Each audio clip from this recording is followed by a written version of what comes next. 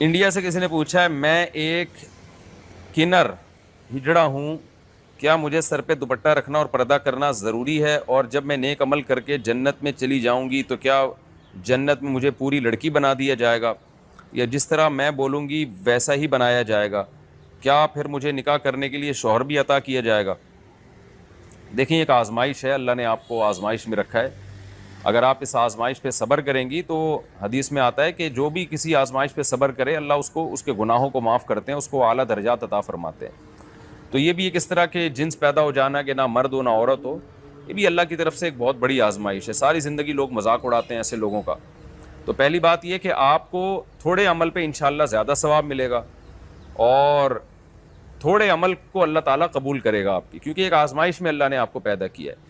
باقی دیکھیں یہ جو جتنے بھی مخنث لوگ ہوتے ہیں، جو نہ مرد ہوتے ہیں نہ عورت ہوتے ہیں، ان میں ایسا نہیں ہوتا کہ بالکل ہی یعنی مرد اور عورت کے درمیان کی کوئی نسل ہو. زیادہ تر ایسا ہوتا ہے کہ یا تو مردانہ علامتیں زیادہ ہوتی ہیں یا عورت والی علامتیں زیادہ ہوتی ہیں. تو شریعت یہ کہتی ہے کہ جس میں مرد والی علامتیں زیادہ ہیں، تو مرد والی علامتیں زیادہ ہوں، یا آپ ڈاکٹر سے پوچھ لیں وہ آپ کو بتا دے گا کہ آپ میں میل کی علامات زیادہ ہیں یا فیمیل کی علامات زیادہ ہیں. تو جس میں مرد کی علامتیں زیادہ ہوں اس کو مرد ہی سمجھا جاتا ہے شریعت میں، اور جس میں عورت کی علامتیں زیادہ ہوں اس کو عورت سمجھا جاتا ہے. تو یہ آپ ڈاکٹر آپ کو بتا دیں گے کہ آپ میں میل والی علامتیں زیادہ ہیں یا فیمیل والی. تو اگر فیمیل والی علامتیں زیادہ ہیں تو آپ کو سارے احکام فیمیل کی طرح ہیں، آپ نے پردہ بھی کرنا ہے، وراثت کا بھی جو ہے وہ لڑکیوں والا حصہ ملے گا.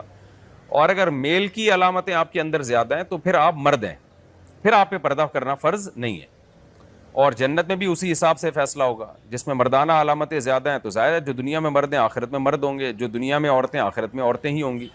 یہ کہنا کہ جی مجھے وہاں جو دل چاہے گا میں وہ بنا دی جاؤں گی، تو اگر عورت والی علامتیں زیادہ ہیں پھر آپ عورت ہیں، تو پھر اللہ عورت ہی بنائے گا آپ کو. اور وہاں عورت کی خواہش نہیں ہوگی کہ مجھے مرد بنا دیا جائے، نہ مرد کی خواہش ہوگی کہ عورت بنا دیا جائے. وہاں سب کو سب کچھ نعمتیں اتنی مل جائیں گی، سب اس میں خوش ہوں گے.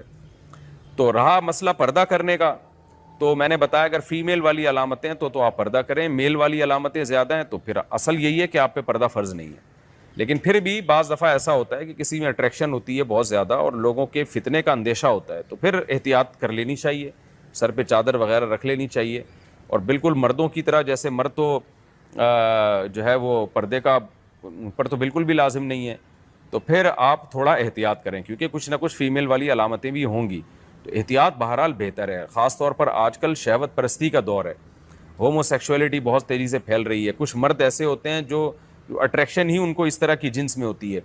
تو اس لیے احتیاط اسی میں ہے کہ آپ پردہ کر لیں، اور اگر عورت والی علامتیں زیادہ ہیں پھر تو پردہ فرضی ہے.